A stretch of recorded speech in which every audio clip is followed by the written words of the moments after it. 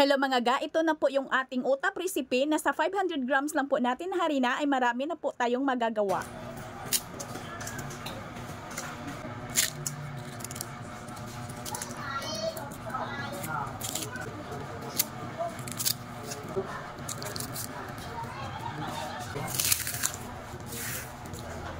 O yun, simula na po natin. Meron na po tayo ditong 500 grams ng ating first class flour. Pwede naman tayo ditong gumamit ng all-purpose flour mga palangga kung wala talaga kayong first class flour. At 1 tablespoon or 15 grams po na baking powder at 1/3 cup ng powdered milk. And then mix lang po natin yan. Gawa po tayo dito ng well sa gitna. Maglagay po tayo dito ng 1/2 tablespoon ng ating rock salt, 1/4 cup na brown sugar at 1 tablespoon na vanilla. 1/2 teaspoon ang ating ammoniaco powder at isang piraso na medium na itlog at 1/3 cup na mantika at 1 cup na tubig. So mga ga, baka magtatanong po kayo kung pwede ba na wala lang po itong ammoniaco powder. Mga ga, ay pwede lang na wag na po kayong maglagay dito ng ammoniaco powder. Wag nyo nang pilitin pag wala kayo nito.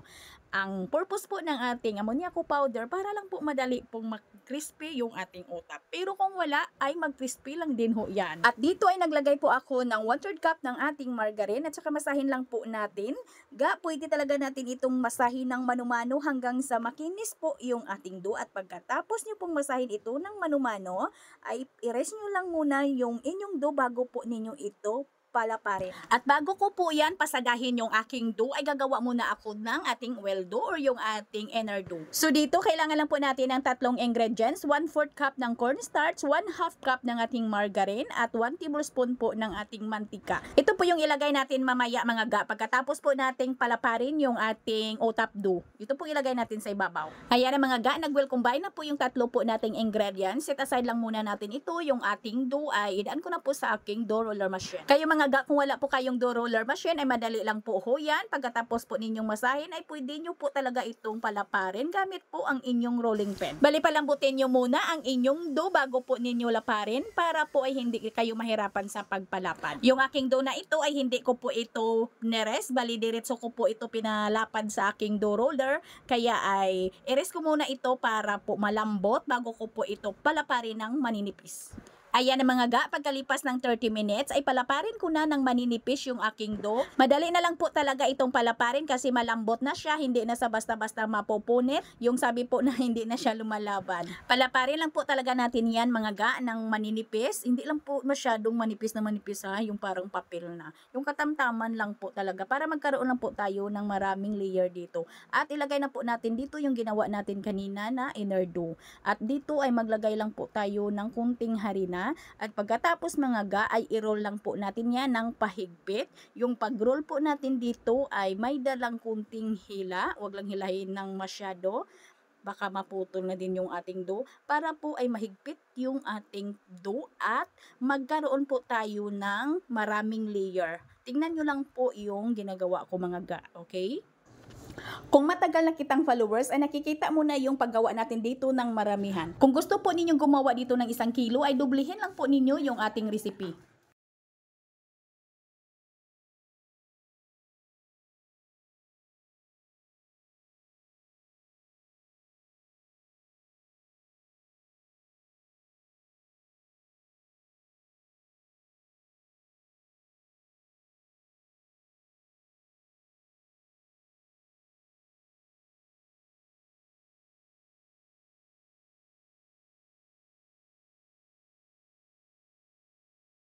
O ayan na mga ga, sana po ay masundan po ninyo, sana po ay makuha po ninyo.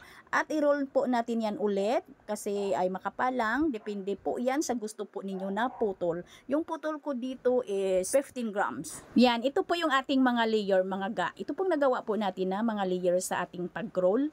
At yung pagputol po natin dito ay nasa inyo na yan kung ilang gramo. Basta wag lang yung masyadong malaki ha, wag lang masyadong makapal kasi hindi matagal na yan mag-toasted. Ako nasa 15 grams to 20 grams lang po. Pero itong aking dough na ngayon ay 15 grams lang po talaga ito. At bago po yan natin barilyahin, ay i-rest muna natin yan ng 15 to 20 minutes para madali lang po siyang palaparin. Dito po natin idiin yung ating rolling pin dito sa ating pinaka-layer. At kailangan po 2 or 3 beses lang po natin yan itulak yung ating rolling pin. Huwag lang po talaga nating barilyahin ng masyado kasi po ay mapatay na po yung ating pinaka-layer. Parang malata na po yung ating dough.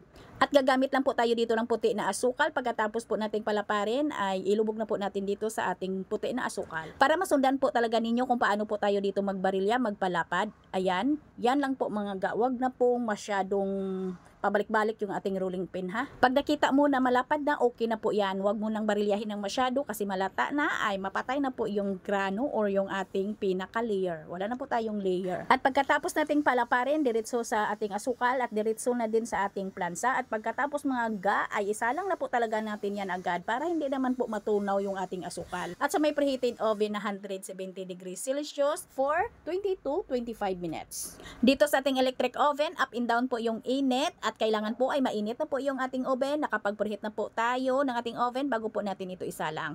At kung sa gas oven naman ay ganun din 170 degrees Celsius for 20 to 25 minutes. At kailangan talaga mga ga ay i-check nyo lang baka po yung uta po ninyo ay sunog na. Kasi hindi naman tayo magkapareho ng brand ng oven po natin na ginagamit. At hindi lang po masyadong golden brown ha. Kasi pa lumamig yan ay crispy lang po yan. Yan po mga ga, hindi lang po talaga masyadong golden brown kasi crispy na po ito. Pero kung hindi pa crispy sa inyo ay dagdag nyo pa ng ilan pang minuto. Basta bantayan nyo lang ha, baka masunog din yung utap ninyo. Kailangan po ay alalay lang po talaga tayo dito sa pagluto. Ayan po yung ating mga layer.